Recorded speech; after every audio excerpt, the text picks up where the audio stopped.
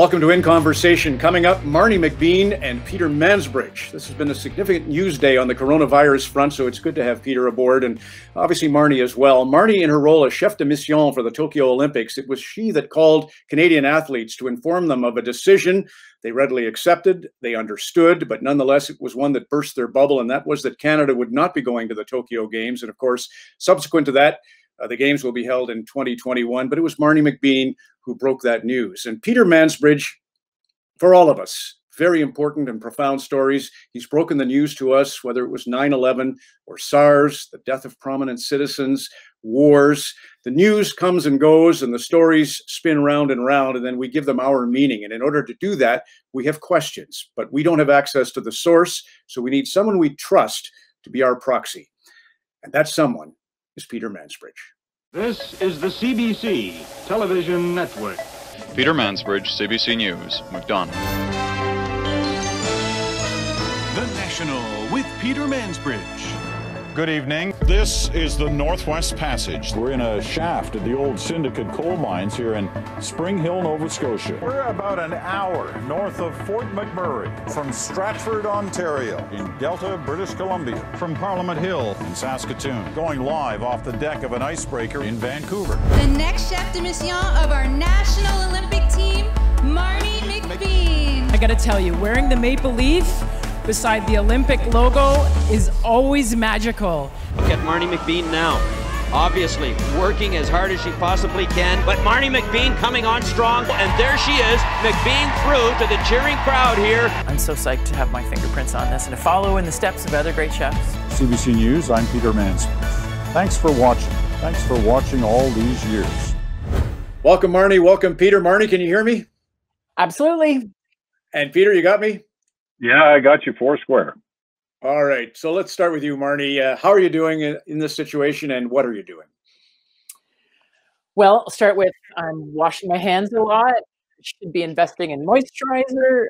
I'm in the house with my family quite a bit, trying to be a great citizen, part of Big Team Canada. And Peter, same question. What are you up to? Well, the same answer, basically. You know, trying to be a good Canadian. We're being asked to stay in our homes, and that's the key to all this. We hope, and so I'm staying in the home. But at the same time, you're trying to stay active, which is important too. You know, we got a little backyard. I get out there. I walk around a small square as many times as I can to reach at least 4,000 steps a day. I do a little podcast. I watch Cynthia paint and do a variety of things where she's trying to keep active. And our son, Will, who's, online schooling at U of T. So he's busy as well. There's two types of family right now. There's family with grown kids, and I have a 4.5-year-old. There's no painting going on in the house. It is 26-hour days, and my wife and I trying to work and parent it's exhausting. Well, Marnie, I mentioned the petermansbridge.com is where you can find The Bridge. Peter's podcast is sensational. 20 minutes, he'll distill all the drama and the details of the day. I'll come back to that, Peter, with you. But you, Marnie, as well, have been reaching out for years now with your podcasts, your blogs, especially your website, where you do write extensively about how to cope with stress.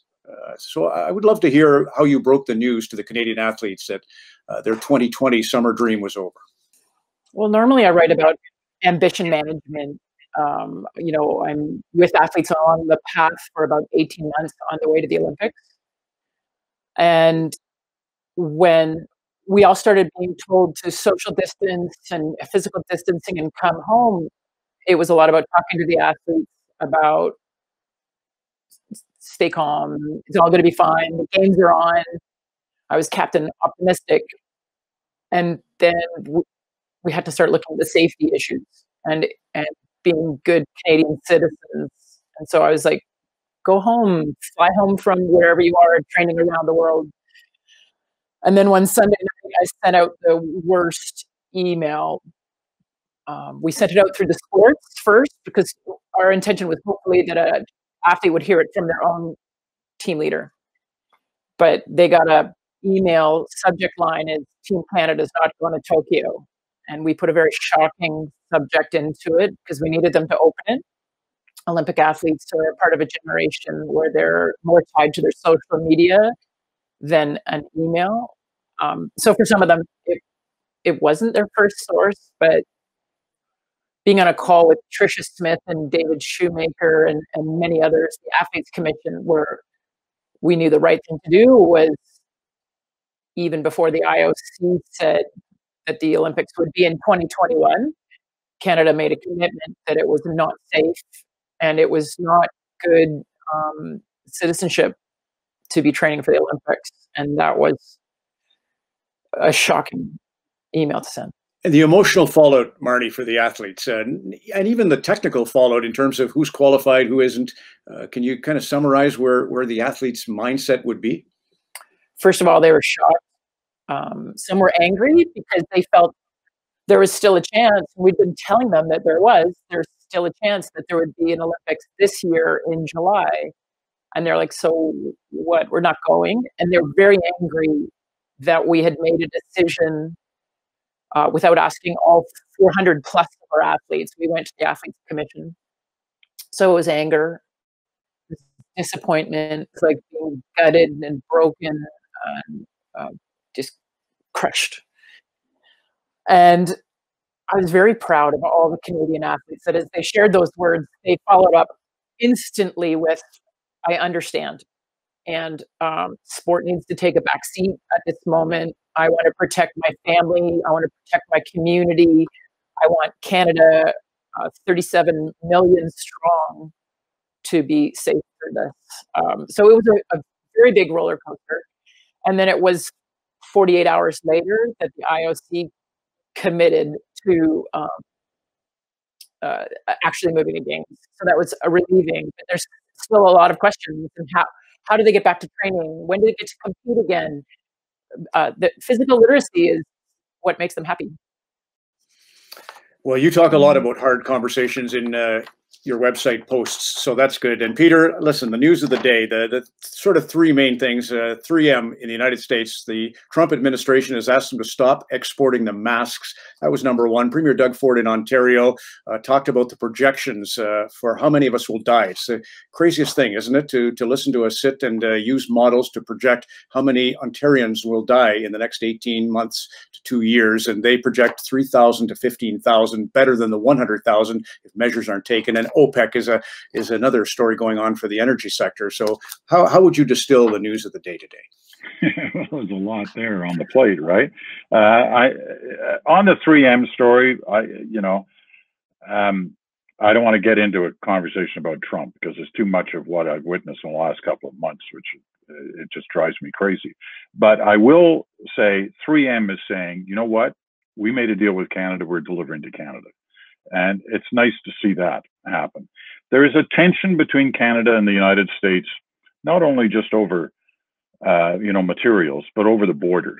And the border is critical to us. And I'm not sure most people understand why it's so critical. They say, well, why can't he have his army there? Why can't he put soldiers at the border? Why don't we close the border? Well, that sounds easy, but you close that border and the food supply system for this country is in serious jeopardy. So it's trying to take the safeguards to ensure the safety of the food, but still allowing cross-border traffic on that, being much tougher on other cross-border traffic. And you're starting to see that. You've seen that in the last couple of weeks. But there's a tension there between Canada and the United States. And there's, the management of that issue is not easy. The Doug Ford thing, I think Doug Ford surprised a lot of people. He certainly surprised me in the way he's handled this situation. He's looked pretty good in dealing with it. So, in fact, have most of the political leaders, no matter what stripe they're from. For Doug Ford today, all the premiers are going to go through this, and eventually the Prime Minister will too, when all the numbers are, grouped together, where their fear is that while, who knows, 70, 80% of Canadians are taking this seriously. They are staying home. They are physical distancing. They're doing all the right things. There's still a chunk, a significant chunk, who are not. And when they are not, it puts everything in jeopardy. The early numbers have suggested that this is working, but it could be working much better. And that's why you're seeing that gap between the numbers that are being put out today. I think what they're trying to do is they're setting us up for tougher measures. And the Ontario government has started some. I was in Toronto for a few minutes yesterday. I had to go in to deal with an issue. I was in and out very, very quickly, actually. But I was stunned at the amount of construction that was still going on. And we're not talking about buildings that are essential. We're talking about condos, like more condos, and they're still going up. That's going to stop. You can be sure of that. But there are going to be other things too. I think all the different governments are going to say, and not just provincial, not just federal, but municipal as well. You're going to start hearing about curfews. You're going to be hearing about any number of different things, because they've got to get people to understand this is life or death. And as Doug Ford said today, is life worth picnicking in the park? Is life worth going to a beach? Not right now, it's not. If it ever was, or ever will be. So it's going to have to be that kind of graphic, to the point and blunt talk from premiers like Ford and others, and the Prime Minister. So I think that's what's happening here. They're putting out those numbers. I don't think they wanted to put out numbers, any of them. But they need to put out the numbers so people really, really understand what's at stake here. And your third one was oil. Yeah. You fill up your tank, and you can't figure out how the hell did that ever happen, that we're only paying that amount for gas. Well, it's happening because there's this whole other issue going on with Russia and Saudi Arabia, and it's affecting everybody. And it's killing whatever was left of the energy business in Western Canada and in Newfoundland, Labrador. So, things may be turning around a little bit here. On the oil story, there seems to be a suggestion that Russia and the Saudis are going to adjust their oil production so in a way the prices go up. Fantastic. Marnie, we're going to switch gears just for, we have about 5-6 minutes left, and you can chime in on that, of course, if you wish. But I think what I would love to hear from you is when you switched from being a 3-time gold medalist and a bronze medalist at the Olympics and a world champion to being a commentator, you used words such as unbelievable and beavering through and jonesing. And what advice were you given by a sports? I don't know if this is true, if they were just taking liberties with Mr. Mansbridge's reputation for truth telling, but explain what happened to you. Yeah, well, I was told that God doesn't approve that. And we weren't allowed to say, in watching something amazing happen, you couldn't say, this is unbelievable. They're like, Peter Mansbridge won't let you say that. If you just saw it, it's clearly believable. And then I would use slang, like a rowing race is 7 minutes, and until you get to the end, some races aren't that interesting. So I, chat. And I remember I said that one athlete was jonesing for a race, and they're like, that's not a word. I'm like, yeah, Urban Dictionary. Yes, it is. And then one athlete, I was like, well, to get to the final, they just have to fever through this round, and they'll get there. And always, I'm just an amateur, be kind. But in mind, I'm talking, and in my ear, the producer's going, you can't say that. So Peter's always been a voice in my head. And even when I got the Order of Canada, I don't know if it's in the thing, but I always knew that I'm supposed to wear it on the left side, because that's where Peter wore his every night. And now, Peter, I've got this one. I don't know if you can see it. You don't have that one. It's Olympic champion. Yeah. But what could I offer you for that? I would love that. Wisdom. Just for a day. No.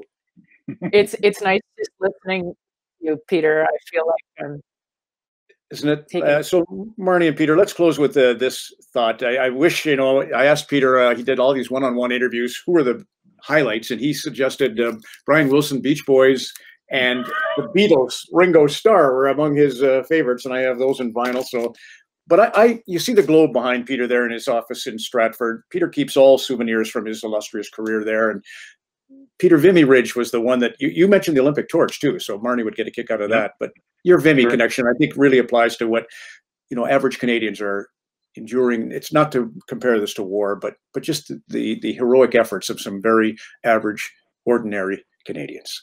And they were average and ordinary. We're actually coming up on the anniversary of Vimy Ridge, the 130 years next week, April 9th. The battle that some historians suggest, really was the birthplace of Canada on those fields and in the tunnels beneath it. Almost 4,000 young Canadians died in a couple of days when they took a ridge from the German forces that neither the British nor the French had been able to take. It was a stunning battle. It was extremely costly. A lot of young lads from all across Canada died in those fields. But they showed this incredible strength of courage and their belief in the country. And if you ever get a chance to go to Vimy Ridge, it's in northern France, about an hour and a half by train north of Paris. When you get there and you tour around there, you feel like you're in Canada. And I know I certainly did after my time there, reading the names on the memorials, seeing the names written in the tunnels by some of those soldiers. I don't think I ever felt more Canadian than I did in those moments, but it was to their strength and their belief and the importance of country to them and the importance of their friends and what they would do for their friends. As you said, Ron, this is not a war like that, but it is a war. And if we're going to win it, we have to have that same kind of courage and that same kind of belief in helping our partners, our friends, our neighbors, our grandparents, our grandkids. You got to be there for them. And part of being there for them is being at home and staying at home and not putting people in jeopardy. So, you can draw threads out of any number of parts of our history, and that's one of them. Emerson said there is no history, only biography. And Marnie, when I asked you about a place in the world like the tunnels at Vimy Ridge for Peter, you said for you it was more about people. And I really think that 91-92 year for you, both the World Championship where Yuri Janssen, the Estonian rower, you really had an experience with him, and the Yugoslav team, right? And then obviously going to see the Archer ignite the cauldron at the Barcelona Games, lit a set of fireworks in you that hasn't subsided. Your last thought on that? Well, kind of what Peter was saying reminded me that it's important. I think Canadians have always taken news for granted. Sorry, Peter, but it was something that happened elsewhere. And in '91, I was talking with athletes who I one of them, isn't it shitty that politics is getting in the way of your rowing? And they're like, no, this is my life. Like a Croat rower couldn't row with Serbians. This is my life. Family. And I've been quite proud so far of Team Canada, the Olympic team, but also Team Canada, our bigger Team Canada, for recognizing how we need to put our personal goals on hold right now. Because this isn't about our personal goals. This is life. And it's bigger than that. It's not politics or staying on TV. It's how we're living every day. It took me a long time to figure that out, and my team got it instantly. Fantastic, Marnie. Peter, thank you both. Thanks, Ron. Thanks, Ron.